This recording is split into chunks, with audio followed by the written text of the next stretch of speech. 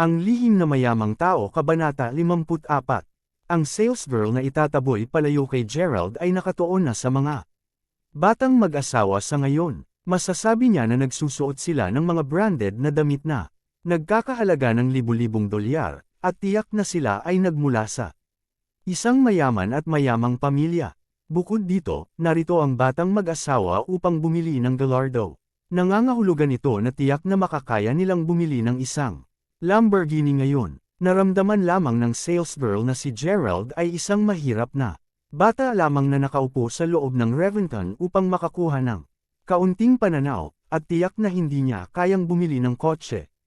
Dito ngayon, makapal talaga ang balat niya. Guwapo, ganda, tunay na may kasiyahan ka. Ang pangalan ko ay Vanessa. Paano kita matutulungan? Magalang na tanong ni Vanessa. Nako, orihinal kaming nagpunta dito dahil nais naming kunin ang Lamborghini Gallardo para sa isang test drive. Gayunpaman, nakita ng aking kasintahan ang Reventon at nais na subukan at subukang itulak ang Reventon sa halip.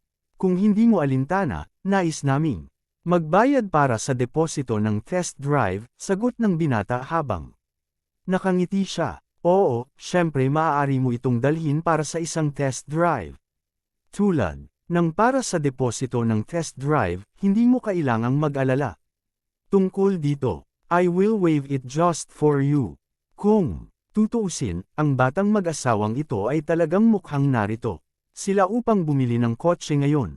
Ang salesgirl ay maaaring sabihin sa isang solong sulyap na ang relo sa palso ng binata ay nagkakahalaga ng higit sa 15,000 dolyar. Mabilis na tumawa si Vanessa sa oras na ito. Ngunit parang may customer sa sasakyan, sagot ng binata na may mapait na ngiti sa labi. Ipagpaumanhin niyo po, Ginoo. Ang lalaking iyon ay hindi isang customer. Hihilingin ko sa kanya na bumaba kaagad sa sasakyan. Panipi, alam ng salesgirl na kailangan niyang timbangin ang mga kalamangan at kahinaan ngayon, hanggat mahusay niyang pinaglingkuran ang batang mag-asawang ito, malamang na mapunta sila sa pagbili ng Gallardo na naibenta sa halagang 450,000 dolyar.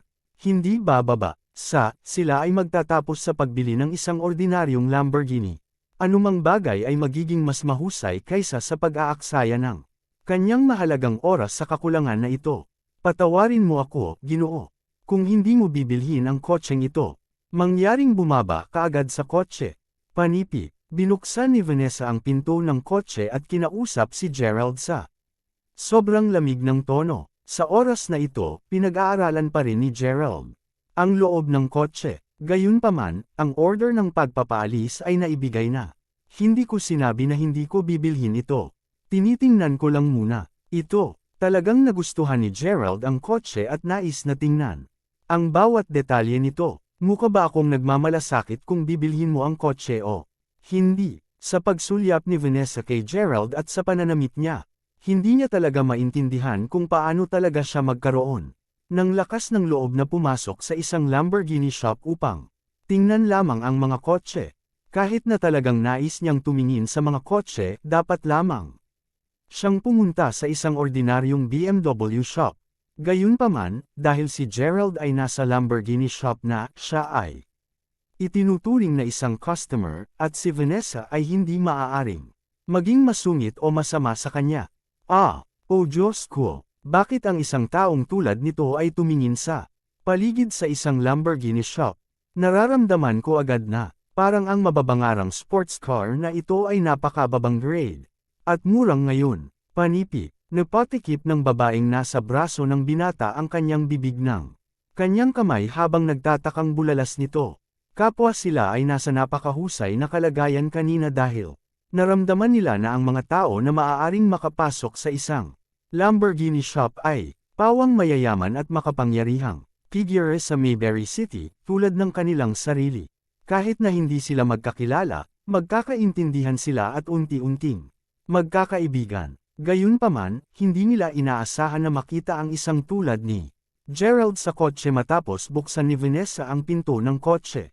Ang batang mag-asawa ay biglang nabigo. Ito ay lalo na para sa dalaga, at hindi man lang niya inabala na itago ang hitsura ng paghamak sa kanyang mukha. Oo, Miss Vanessa, ang iyong Lamborghini shop ay talagang napakahinahon sa mga customer nito. Bakit mo hinayaan ang isang tulad nito sa iyong tindahan? Naisip mong pinayagan mo pa rin. Siyang umupo sa pinakamarangyang Reventen. Panipi, labis ang pagkabigla ng binata, at hindi man lang siya nag-abala na. Tumingin pa kay Gerald. Ito ay dahil naramdaman niya na si Gerald ay hindi mula sa parehong klase at katayuan sa kanya. Bukod dito, medyo may galit din siyang nararamdaman. Naramdaman niya na nawawalan siya ng mukha sa harap ng kanyang kasintahan dahil ang isang kakulangan na tulad ni Gerald ay nakaupo sa isang marangyang kotse tulad ng Reventen. Ang dahilan kung bakit dinala niya ang kanyang kasintahan sa Lamborghini shop ngayon ay para lamang siya makapagpamalas. Hindi mapigilan ni Vanessa na makaramdam ng kaunting pagkabalisa nang marinig ang mga salita ng binata. Sa oras na ito, nakatingin pa rin si Gerald sa loob ng kotse, at sinusuri niya ang smart console. Lumabas ka ng kotse ngayon. Sigaw ni Vanessa habang inaabot ang kamay at hinawakan si Gerald. Sa kwelyo nito, nais niyang hilahin palabas ng kotse si Gerald.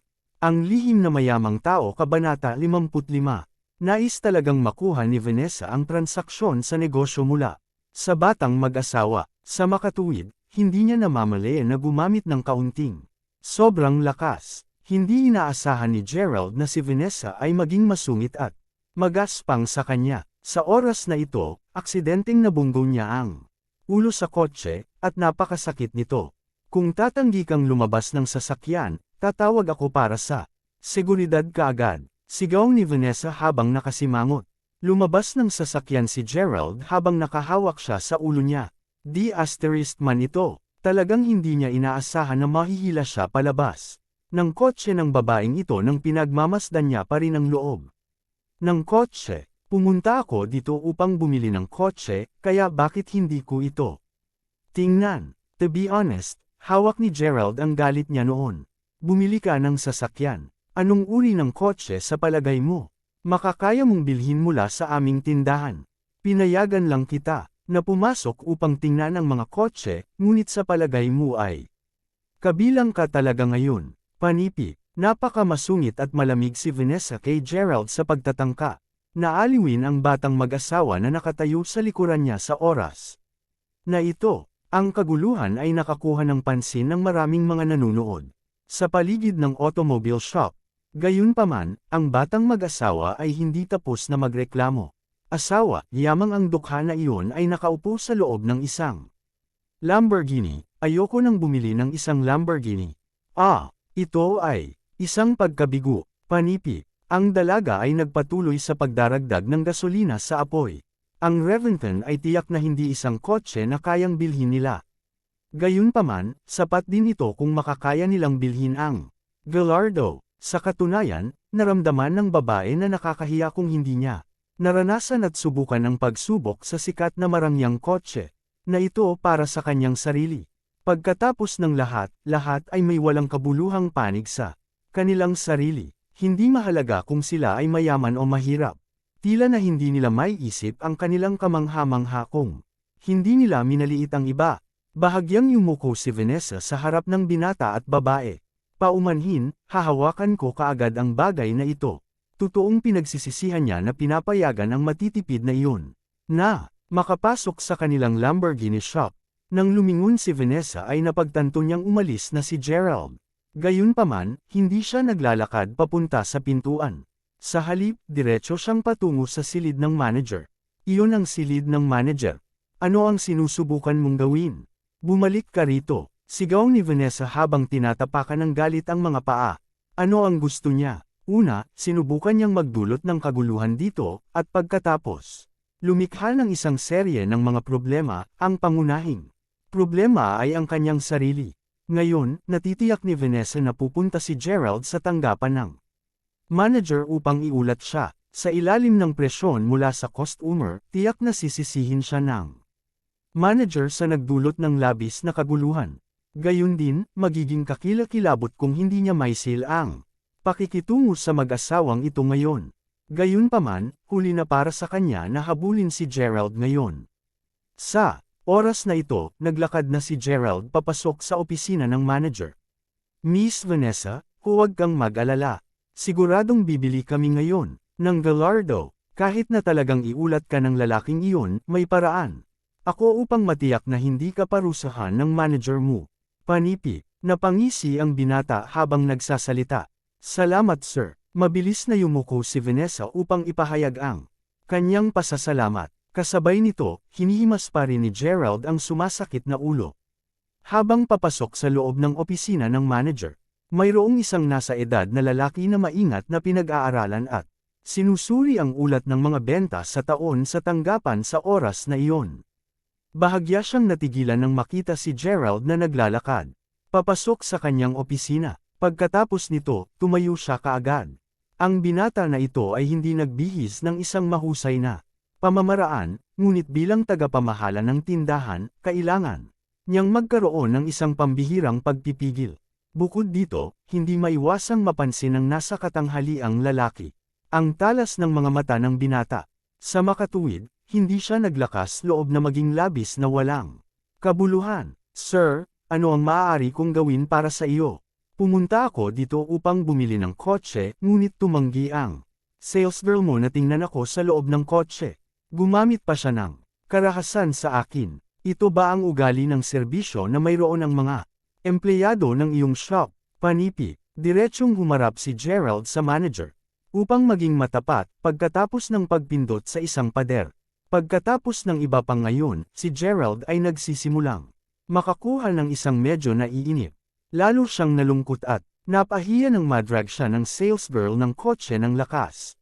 Pinakamahalaga, kailangan niyang bumili ng kotse ngayon. Ganoon ba? Sir, maaari bang malaman ko kung aling kotse ang iyong interes? Panipi, ang nasa katanghaliang gulang na lalaki ay nasa edad na at may karanasan, at masasabi niya sa isang sulyap na ang isang tao na bihis nang gaanong casual ay karaniwang hindi makakayang bumili ng isang Lamborghini. Sa makatuwid, ito ay normal at walang labas sa karaniwan kung ang tindera ay hinamak at minamaliit siya. Sa makatuwid, ipinalagay ng manager na narito lamang si Gerald upang gumawa ng isang ulat dahil nais niyang isave ang mukha. Iyon ang dahilan kung bakit kaagad tinanong ng manager si Gerald kung aling kotse ang gusto niya. Ang Reventon sports car na nagkakahalaga ng 2 milyon at $600,000. Magaan na sagot ni Gerald. Hahaha, sir, ang kotseng iyon. Panipi, ang lihim na mayamang tao kabanata 56. Smack.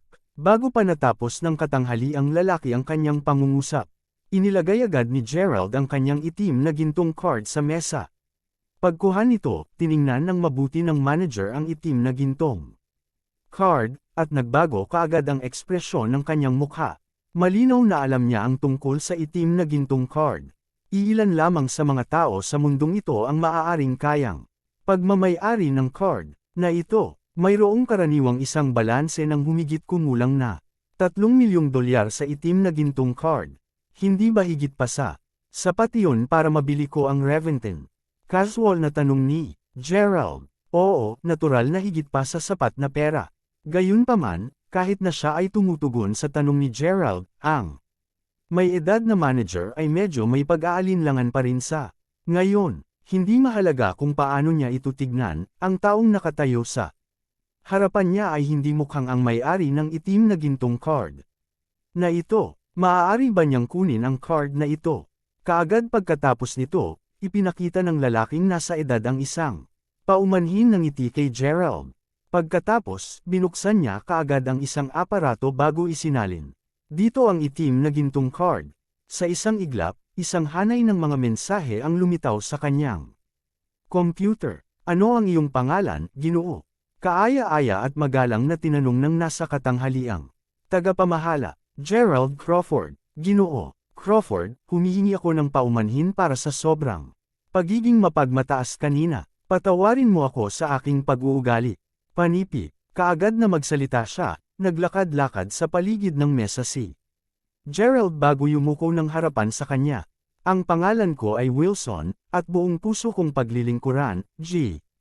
Crawford. Sumabog na si Wilson sa malamig na pawis matapos kumpirmahin ang may-ari ng itim na gintong card at ang pagkakakilanlan ni Gerald. Ang binata na nakatayo sa harapan niya ay talagang may-ari ng gintong itim na card kahit na bihis ang suot niya. Dapat siyang magmula sa isang napaka-mayaman at makapangyarihang pamilya. Ito ay isang kotse lamang na nagkakahalaga ng halos $2.5 milyong. Alam ni Wilson na bilang may-ari ng itim na gintong card, tiyak na makakayang bumili si Gerald ng kotse na nagkakahalaga ng $15 milyong kung gugustuhin niya. Di asterisk man ito. Alin sa mga salesgirls na talagang may masamang pag-iingat na nasaktan ng isang napakalakas na tao. Nais kong ayusin ang lahat ng mga dokumento at pamamaraan. Kaagad dahil balak kong dalhin sa bahay ang Reventon na ito. Ngayon, salamat sa problema, Manager Wilson. Panipi, magalang na kinausap ni Gerald si Wilson dahil nakita niyang medyo maganda ang ugali ng manager. Pagkatapos, tumalikod si Gerald at lumabas ng kanyang opisina. Oo, tiyak, G. Crawford. Pinahid ni Wilson ang pawis sa noo bago niya kinuha ang itim na card na ginto sa kanyang kamay at nakipag-ugnay sa financial manager. Nang lumabas si Gerald sa opisina ng manager, ipinapakita pa rin ni Vanessa sa batang mag-asawa ang Reventon. Kahit na alam niya na ang batang mag-asawa ay hindi kayang bumili ng kotse, bilang isang potensyal na customer, natural na pinaglilingkuran sila ni Vanessa sa abot ng kanyang makakaya. Gumugol pa siya ng oras upang ipaliwanag sa kanila ang lahat ng mga tukoy na detalye ng kotse. Wow, asawa, ang kotseng ito ay talagang sobrang cool at kamangha-mangha. Hindi nakakagulat kung bakit ang kotse na ito ay nagkakahalaga ng $2,600,000. Asawa, kailan natin kayang bilhin ang kotseng ito? Tanong ng babae habang nakaupo sa loob ng Reventon, malinaw na. Nagmamahal na sa sports car na ito. Ang panlabas na hitsura ng kotse ay napakalamig na, ngunit ang loob ng kotse ay mas kahanga-hanga. Ito ay ganap na automatiko. Matalino at mayroon itong lahat ng mga nangungunang mga setting ng karangyaan na itinakda dito. Hindi mapigilan ng babae na mapasigaw sa tuwa. Bueno, hihintayin mo akong magmana ng lahat ng pag-aari ng aking pamilya mula sa aking ama, sagot ng binata na may isang nakangiting-ngiti sa kanyang mukha. Wala akong pakialam, asawa. Gayunpaman, nais kong pagmamay-ari ang sports car na ito balang araw. Asawa, tingnan mo, naruroon ang taong walang halaga na iyon upang tumingin muli sa sports car. Panipi. Ang babae ay nagsimulang magreklamo sa isang coquettish at spoiled na pamamaraan. Nang siya ay lumingon, napansin niya na si Gerald na umalis kanina ay bumalik na. Bukod dito, sinusuri pa niya ang mga headlight ng kotse ngayon din. Sa oras na ito, nakita din ni Vanessa at ng binata si Gerald na nakatayo malapit sa Reventon. Si Vanessa ay naging labis na pagkabalisa sa oras na ito. Hoy! Ano? Na naman ginagawa mo dito? Hindi ko ba hiniling na umalis ka na? Naisip mo ba na matatakot ako sa iyo dahil lamang sa isinumbong mo ako sa aking tagapamahala? Panipi, sakto. Ang ilang mga tao ay masyadong walang kabuluhan para sa kanilang sariling kabutihan, ni hindi nila alam ang kanilang sariling lugar. Ang sabi ng binata habang itinataas ulit ang relo.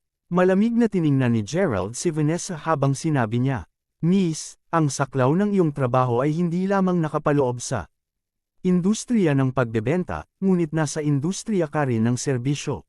Kung nalaman mo isang araw na ang taong iyong sinusubukan mong itaboy ay talagang isang bagay ang iyong pinakamalaking customer, hindi mo ba ikakahiya ang iyong sarili? Panipi, hahaha, ikaw ay isang nakakatawa at nakakatawa na tao. Batay sa iyong kakayahan, magaling, hihintayin ko ang darating na araw. Ngayon, maaari mo bang iwanan ang shop na ito kaagad? Panipi, tinitigan ni Vanessa si Gerald na para bang siya ay may isang taong may kapansanan sa pag-iisip.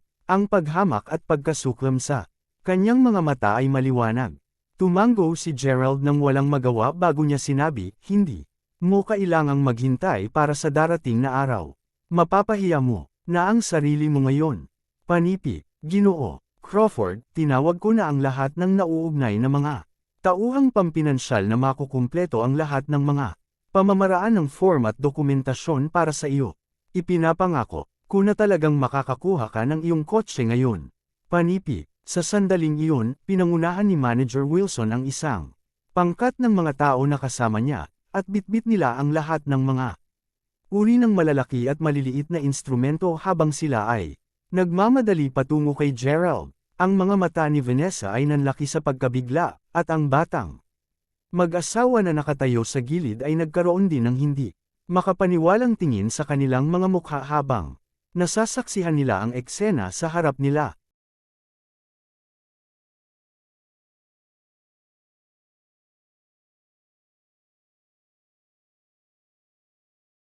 Hanggang dito na lang ang ating kwento. Huwag kalimutan mag-like, share and follow for more story ng Ang Lihim na Mayaman.